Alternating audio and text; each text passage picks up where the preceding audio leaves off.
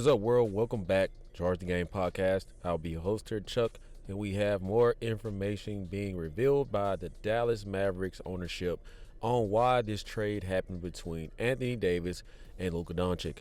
Make sure you guys get in here, subscribe to the YouTube channel, thumbs up, like the video. Let's go. As you guys see here in the title, ex-Mavs executive tells all about Luka Doncic's smoking, drinking, and eating habits that led GM Nico Harrison to trade him to the Lakers. Now, I'll be the first to admit, at first this did not make any sense to me, as we all know that Luka Doncic, being a European phenomenal superstar basketball player that he is, guys, this is perfectly normal in the European culture.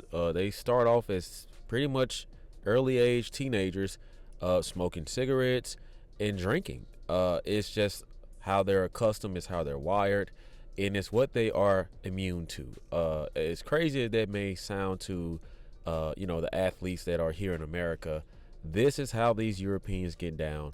It is no coincidence that him and Jokic have the same body build, but yet they are so dominant. Now, I did think at first that this was a crazy idea, guys, because Luka Doncic, though he may be this smoker or this person that smokes, you have to look at the trade-off.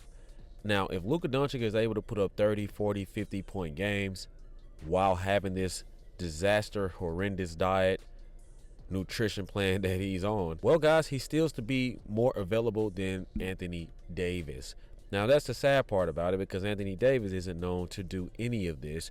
He's known to be a little bit more in shape, actually a lot bit more in shape than Luka Doncic. You have to ask yourself, as ownership, is it worth playing next to a superstar talent, a top 75 player in the NBA's Anthony Davis, who isn't available? Or would you rather take the guy who will smoke a pack of cigarettes, drink before a game? And you saw what he did after the Mavs moved on in the Western Conference Finals to the finals after they defeated the Timberwolves.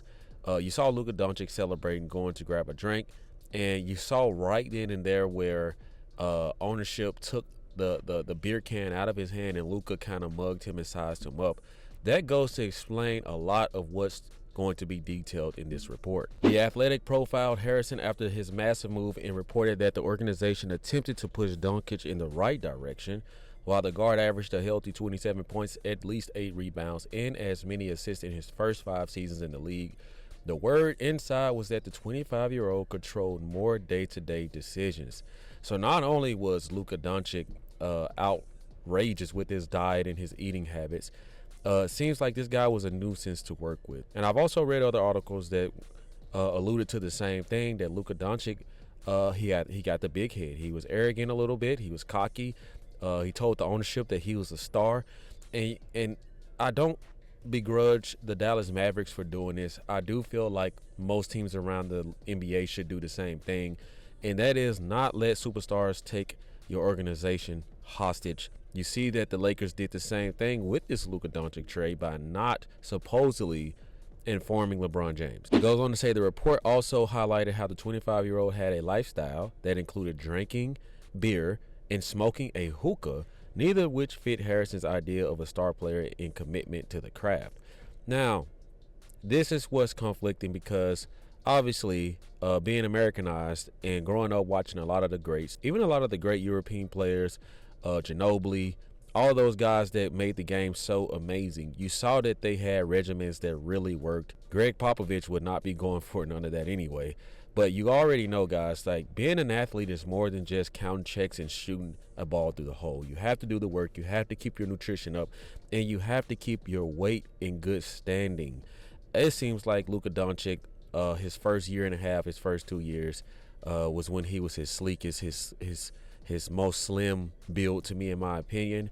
And it seems like he just fell in love with success. He fell in love with knowing that he's a talented player, which makes him very lazy and not willing to do the work. You do have to wonder, though, if LeBron James is going to be there past this season, how is this going to affect LeBron James? Will Luka Doncic pick up some of those work habits that LeBron James is notorious for, his workout routine, his 2 whatever million that he puts into his body every single year? Will Luka Doncic try to mimic that? We know that he definitely makes the money to do it. That's for certain. Will there come a time when LeBron James himself gets fed up, or will Luka Doncic take heed Listen to the advice that LeBron James is willing to give him to help Luka flourish in his career. And this leaked from a podcast called My First Million, where a guy by the name of Olgaris, who served with the Mavs from 2018 to 2021, told a story of Luka Doncic filling a thermos with lemonade and sweet tea.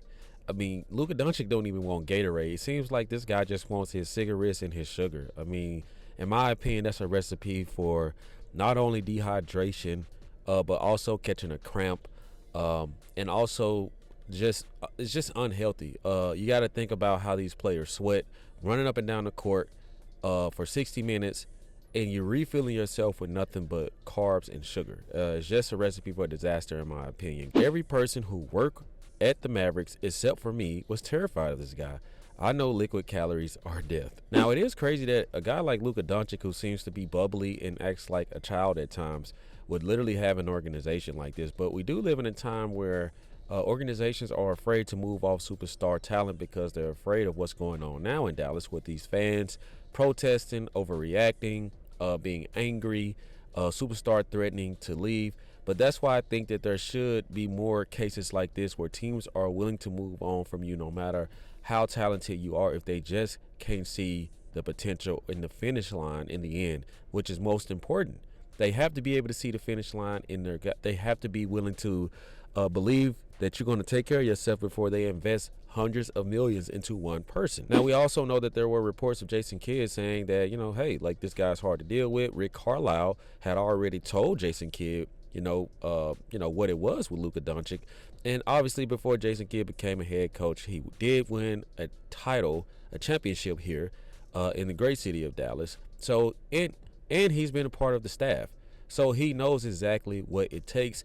I believe that he relies heavily on Kyrie Irving to get the job done, to be able to lead this team. It's very hard for a team to follow a guy that doesn't take his health and diet serious. But he did tell then team owner Mark Cuban he was told to stay in his lane. These led to concerns where Harrison believed that Doncic's body would take a beating, and it eventually reached a point where the GM decided to move on and replace him. How embarrassing does this have to be if you're Luka Doncic? I mean, you got to ask yourself, do you think that he even cares? I mean, he's with LeBron James now. He's a Laker.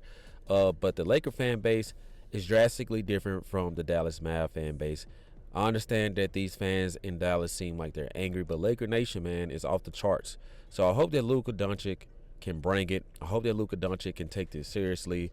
And I hope that he can mature into the basketball player we know he can be. I mean, there is no excuses no matter where you are from. You're granted an opportunity to create generational wealth, to change the lives of people in your family. You just got to take it seriously. So now that this report is out, I don't blame the Dallas Mavericks, not one bit.